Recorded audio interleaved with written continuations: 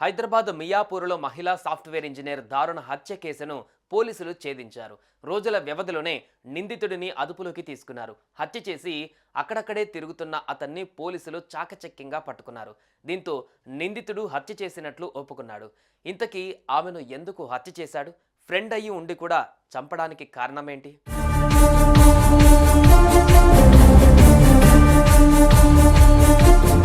మియాపూర్లోని Deepti Srinagar CBR estate 3A బ్లాక్లో ఉండే నమ్రత private school టీచర్గా పనిచేస్తోంది. ఈమెకు కుమార్తె ఉంది. ఆమె పేరే స్పందన. వయసు 29 ఏళ్ళు. స్పందన తన కాలేజీ టైంలోనే వినయ్ అనే యువకుడిని ప్రేమించింది. జాబ్ తెచ్చుకొని సెటిల్ అయ్యాక ఇద్దరు తమ ప్రేమ విషయాన్ని ఇంట్లో చెప్పగా పెద్దలు అందుకు అంగీకరించారు.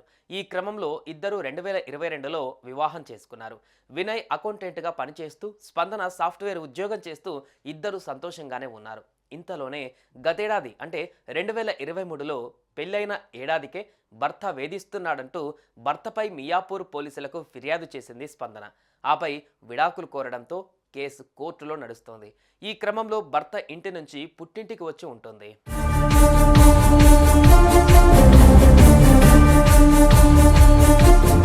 ఇక స్పందన ఒంటరిగా ఉందని, భర్తకు దూరంగా ఉంటుందని తెలుసుకున్న ఆమె చిన్ననాటి స్నేహితుడు మనోజ్ కుమార్ ఓదార్చడం మొదలుపెట్టాడు. మెల్లిగా నువ్వంటే ఇష్టం, ప్రేమ అని చెప్పాడు.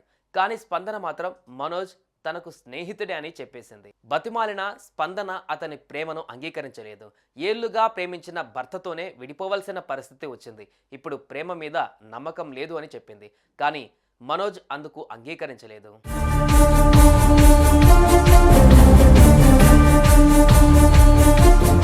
నా ప్రేమనే కాదంటావా అని కోపంతో ఊగిపోయాడు. స్పందనను హత్య చేయాలని పథకం పన్నాడు. గత నెల 30న స్పందన తల్లి విధుల నిమిత్తం పాఠశాలకు వెళ్ళగా ఆమె ఒంటరిగా ఉందని ఇంటికి వచ్చాడు. తన వెంట తెచ్చుకున్న గ్రానైట్ రాయితో ఆమె తలపై మోది స్క్రూ డ్రైవర్తో మొహంపై దాడి చేసి అతి కిరాతకంగా చంపేశాడు. ఆ తర్వాత అక్కడి నుంచి వెళ్ళిపోయాడు.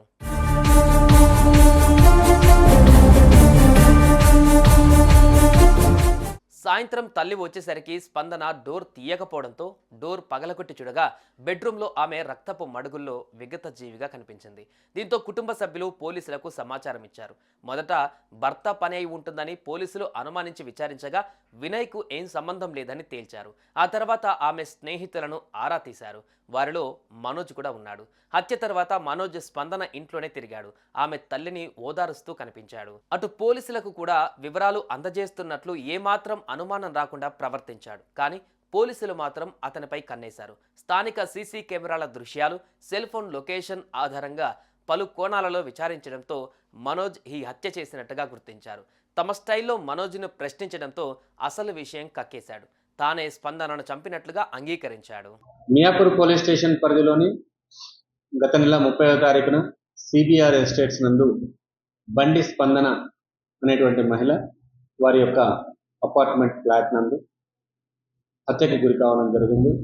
ఈ హత్య కేసు విషయంలోనూ మియాపూర్ పోలీసు వారు కేసు నమోదు చేసి దర్యాప్తులో భాగంగా అనుమానితులైనటువంటి వారిని అదుపులోకి తీసుకుని విచారణలో భాగంగా మృతురాలి యొక్క స్నేహితుడు అయినటువంటి మందాల మనోజ్ కుమార్ అనేటువంటి వ్యక్తిని విచారించగా ఆ అమ్మాయిని చంపినటువంటి వ్యక్తి అని ఒప్పుకోవడం జరిగింది.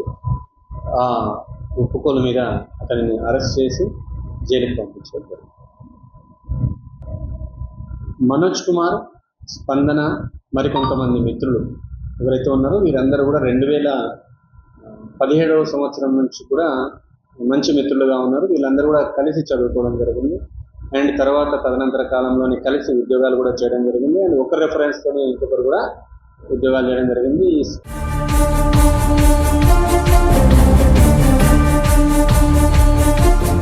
ఒంటరితనంతో సతమతమవుతున్న స్పందనకు ధైర్యం చెప్పవలసిన చిన్ననాటి స్నేహితుడే ఆమెపై కన్నేశాడు. ఫైనల్గా ప్రేమ అంటూ వెంటపడి ఏకంగా ప్రాణాలే తీశాడు. ఇప్పుడు జైలు పాలయ్యాడు. హత్య చేసి ఏం సాధించాడు? జీవిత నాశనం చేసుకోవడం తప్ప.